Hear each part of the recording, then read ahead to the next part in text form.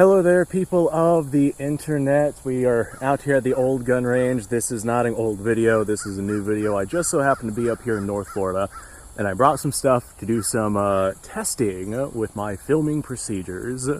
So today we are going to have a look at this right here.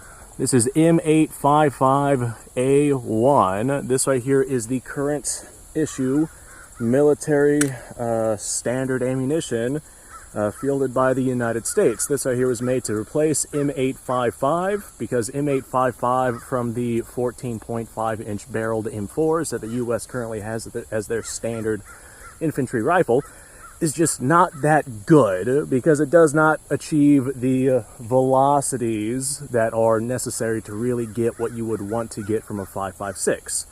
This right here, this particular cartridge is designed to get those velocities.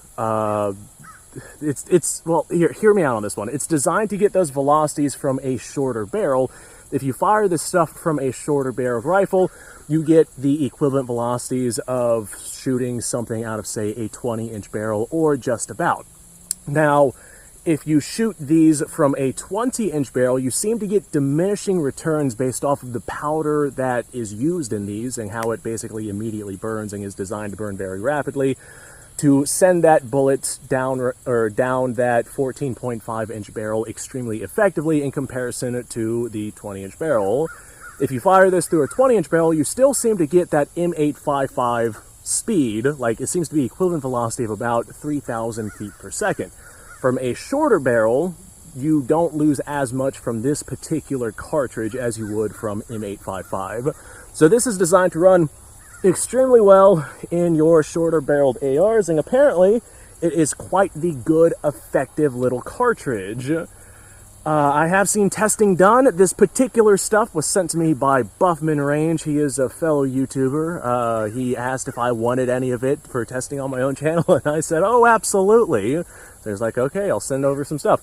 We got this, and we got a couple different other cartridges that we're going to test, thanks to him. So a couple of little caveats with this. This right here is 5.56 ammunition.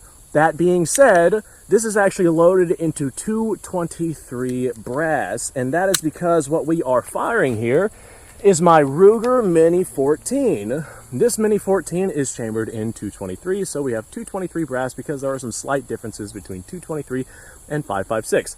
I also have an updated gas system inside this thing, and I actually have it set to be a little undergassed, so we might not get reliable cycling in this particular firearm with this particular ammunition. It should still work just fine though. We're not testing reliability in this firearm, we are testing the actual results from the ammunition going downrange. So updated gas system so we don't have overpressure issues, and this is in 223 brass, so nobody should have any excuses to yell at me down in the comments below. This particular Ruger Mini 14 has a 1 in 10 twist barrel. It should stabilize 62 grains. As a matter of fact, I know for a fact it will because I have ran tests with this particular Mini 14 on video. You can go watch them now about how this does in fact stabilize 62 grain bullets. So, all of that out of the way, let's have a look at some of the testing mediums we're going to do. First things first, I have this block of ballistic gelatin. As you can see, this one has seen better days. This is ballistics gel that I've had for like a long time. Like before the channel got started levels of long time.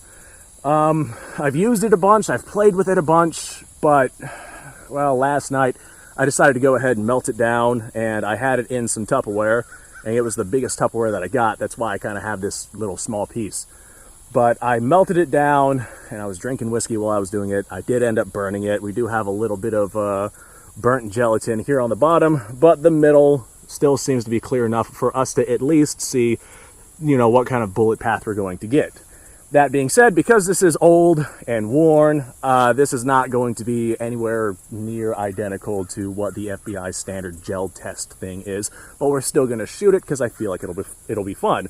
Because it is so small, and because it is quite worn, I don't know if this is just going to like blow apart into a million pieces, or if we're going to see good stretch. I just don't know. I literally have no idea. I have an old grill out here, and I have it facing away from me. This way, whenever we shoot whatever it is that we're shooting at, we can see the round passed through it and what kind of damage it does to the grill. So that being said, we're like 5 minutes into this video. I haven't shot anything yet. Let me go stick this out there. Okie dokie, artichoke. Well, I got it sitting right there. I'm just going to go ahead and send one of these M855A1 rounds. I'm going to like line myself up with the gelatin best that I can. And we're going to send a shot here and see what happens. Well, I'd say that shot was definitely sent. And it seems to have done some damage. Let's have a look. Yeah, I'll just full on bring the camera here with me. All right, so we definitely impacted our gel. Looks like we hit a little low because that absolutely destroyed my little table right here. And here's our gel block. Wow. Okay, I knew that this stuff was going to be nasty. I've shot gel with like standard 55 grain bullets, but this one is wild. If we look in there, I have no idea how well this is going to pop up on camera. That is an insane wound cavity right there.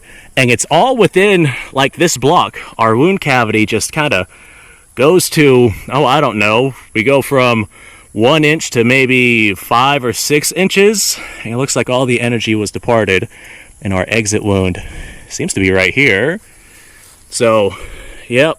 Just like previously assumed, this is an absolutely insane wound cavity.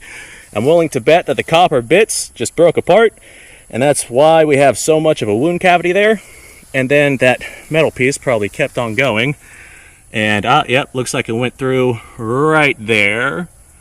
So that is our ballistics gel test. I am thoroughly impressed with just how damaging that is. I'd like to see how much we would actually see in terms of damage with like an actual gel block versus this little tiny thing. But this was all I got. Oh, there's a little piece of copper still in there. Very cool. Next test.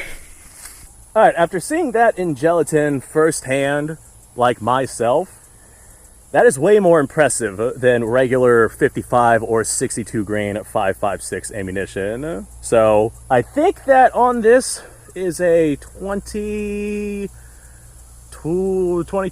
inch barrel, if memory serves me correctly.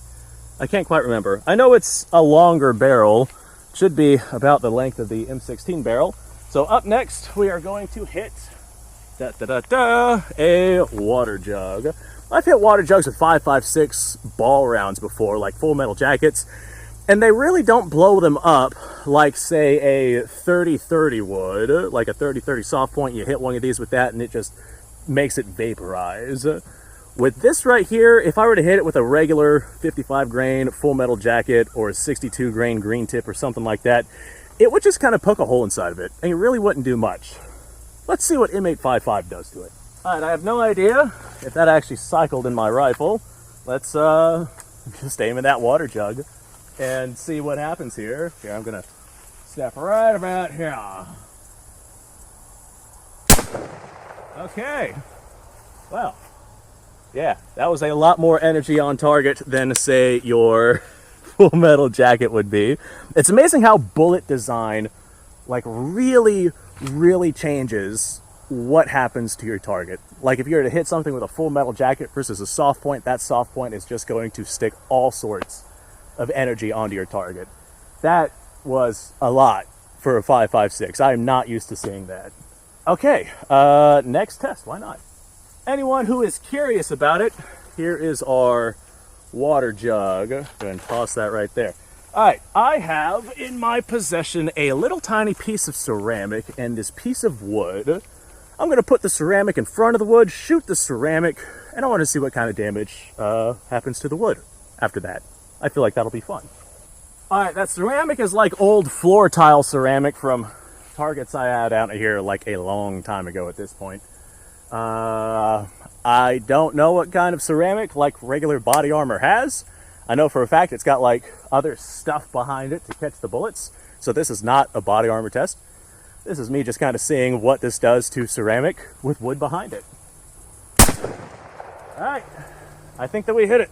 Hey, this seems to be cycling in this firearm like really nicely. That's awesome, dude. All right, well, we hit the ceramic, obviously, and the entrance hole and the exit hole are much larger than the diameter of that of a 223. So, okay, I don't really know what I was expecting there, but that's a lot of damage. I am quite impressed. I would not want to be that little piece of wood. Okay, up next, I have a 1/2-inch plate of AR 500 steel. It is rifle rated, but I've had several rifle rounds go through it before. I'm going to go ahead and probably set that one up back over yonder because we are shooting it with, you know, steel, and I don't want to shoot it at the 10 yards I have that target set up at. I'm going to set it up back at the car. I'm going to hit it, and we're going to see if we have a new hole. All right, now this stuff is not armor piercing. It's just got that steel penetrator on it. So I got my target set up. I'm actually going to stand behind a tree back here for cover, so you guys aren't going to see me shoot the target. But you guys will still see the target get shot. So I think that's probably good enough for y'all. All right, let me find some cover here. Firing. Okay, I think that hit it. It should have hit it. If it did not hit it, then I have more ammo. Let me walk down there. I'll see what we're looking at. All right, I did hit it, but man, it was right on the edge. And I just want to hit it again because we just I'll show you guys where we hit it. It's that one of the spots that's broken on it. I feel like we can do better. There we go. I feel like that was a better shot. Let me walk down there and have a look. Okay, this is what we are looking at with this particular rifle. With this steel plate, our first shot was right here, and as you can see, this was right on the edge of our broken pieces. Second shot hit right here. It looks like a keyhole, but I don't think that this actually keyholed. I think what happened here is that metal round smacked right here on the tip, and then because it was a solid steel penetrator, I'm going to go ahead and set this down. That is heavy. Because it was a solid steel penetrator, I think that instead of going into the AR 550, I think that it kind of smacked it and then went sideways. I'm not positive about that. Maybe we did keyhole. Maybe this particular ammunition just does not like this rifle at these distances. What I'm going to do, I'm going to go ahead and reload. I only had 5 rounds here. I'm going to reload and try that again at a closer distance. I am going to be behind cover to protect me from any kind of ricochets, but just in case we did get a keyhole, maybe this particular rifle's twist rate doesn't like these particular bullets. I know it works fine with M855. Like I said, I've made videos on that before. So we're going to try it at a closer distance and see if we get any different results. All right, in the event that this bullet is in fact destabilizing, I'm going to also run some of these through a 1-in-7 twist AR with a 20-inch barrel, but I don't have that here with me. That's why I'm using my Mini 14. In the event that perhaps these bullets are destabilizing, maybe a 1-in-10 twist barrel just is not good enough for stabilizing these projectiles.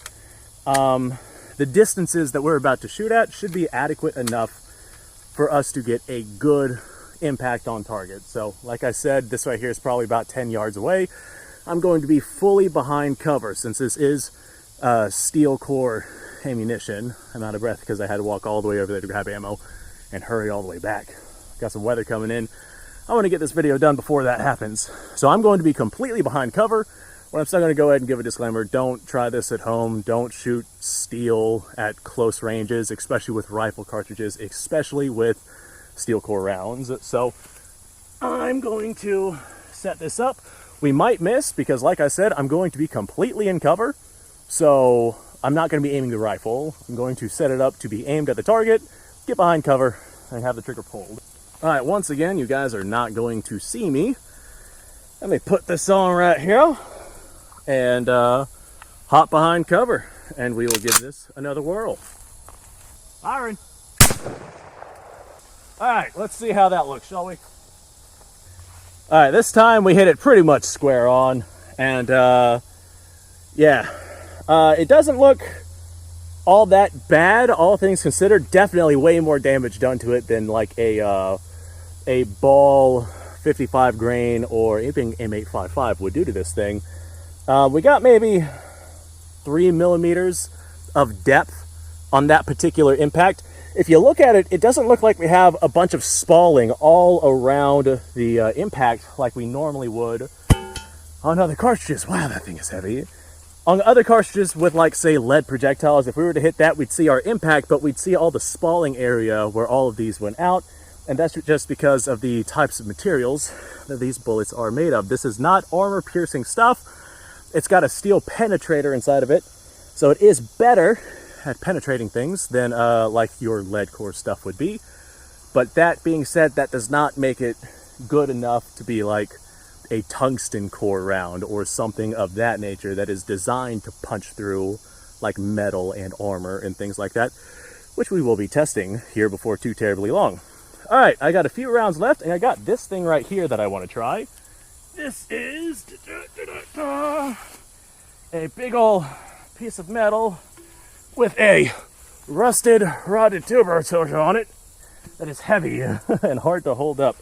This is off of a diesel boat engine, and it is rusted and destroyed, and I want to hit it with one of these rounds to see what kind of damage and penetration we get. I'm betting that this metal is not as hard as the AR 500 metal that we just shot, but it should still be interesting to see. So I'm going to drag this out over here. Look at me go!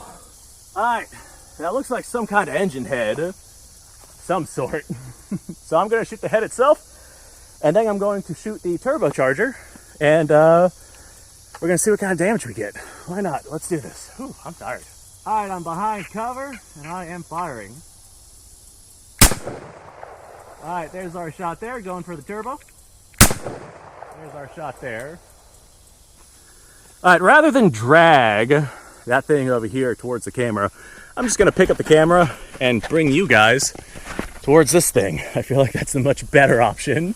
All right, first shot, I shot somewhere here. Ah, there we go. There's our entrance. So that seems to have just like gone right in. No issue. Let's have a look at the exit wound. Oh yeah, it went right through that without any problem whatsoever.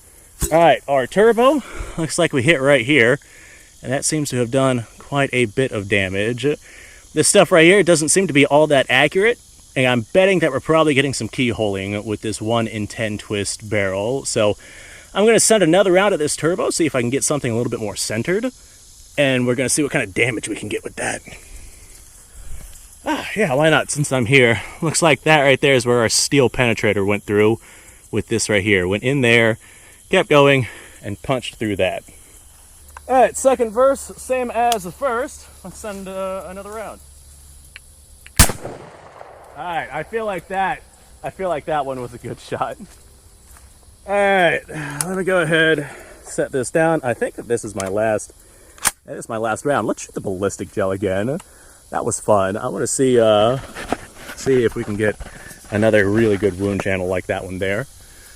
Okay, survey says, yep, I'd say that was a better shot. We hit right here somewhere. It looks like we have two different impacts here. I have no idea what happened here. Maybe right here, maybe right here, maybe something on the inside like bounced out, and I don't know. I have no idea what happened there. Oh, we have no exit wound on the back, so I'm betting something bounced out and ricocheted. I'm glad that I was taking cover behind that tree, so I didn't have to deal with that, because if that came out of this metal, it had a lot of power behind it still. All right, I'm gonna set the ballistic gel right there, and we're going to hit it again, because why not? That was fun. Now, just because these rounds are keyholing, I'm actually gonna get closer to the ballistic gel so I can like be positive that we're getting a non-keyhole shot through this thing. It'll be basically point blank range, so we shouldn't have any problems, and there's nothing there that's gonna like ricochet the cartridge back at me. Fingers crossed about that. All right, this time I made sure to go ahead and aim away from the previous one, so we should have some fairly decent results here. All right, let's see. First one was All right, first one was this one, so this is our second one. Second one looks like we have about the same results, right? Here's our entrance wound. It was at about the same spot as the entrance wound of the last one. And we have, yet again, about 6 inches of just torn up gelatin I wish that this was a little clearer for you guys to see, but we got about 6 inches of just torn up gelatin. And then once it's done sticking all of its energy onto its target, that steel penetrator just keeps on going. And it looks like it just came right out. By the looks of it, here's our entrance wound. And oh boy, wow, hold on. After actually sticking my finger in this thing, don't make that a soundbite. After sticking my finger in this thing and seeing just how much room is in this thing, oh my god, that is tore up, guys. Like, there's enough room in there for me to stick my finger in there and wiggle it around. And then the steel penetrator just kind of popped out here. You can see the exit wound really is not that big because all the energy of that cartridge was spent inside the gel, and then there's just that steel piece that kept going in the event that it had to punch through something. This stuff is insane. This is a wild, wild cartridge. I definitely would not want to get hit by it. If I had to make a choice between getting hit by this or getting hit by M855 from a 14.5 inch barrel, I'll take the ice pick wound, thank you. All right, well, that's about all for that. Thanks for watching, folks. I appreciate your time. Like, subscribe, share. Description below has a link to all sorts of stuff. Go check it out. You guys go off, have yourself a fantastic day. I'll see you on the next episode.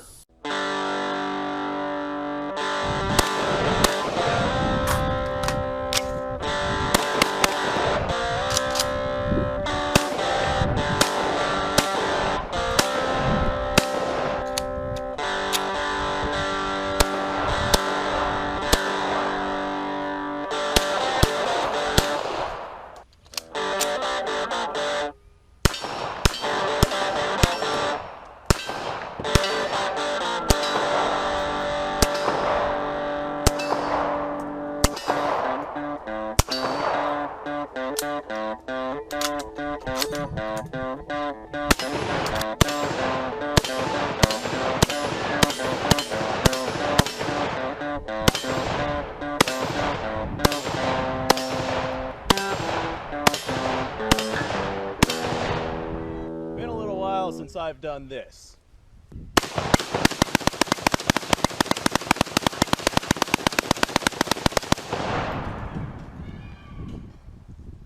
Bonnie and Clyde be damned.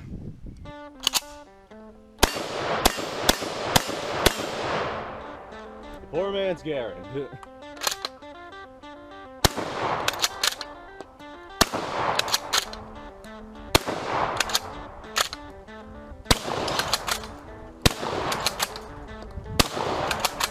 It's a shame that bolt-action shotguns aren't more mainstream.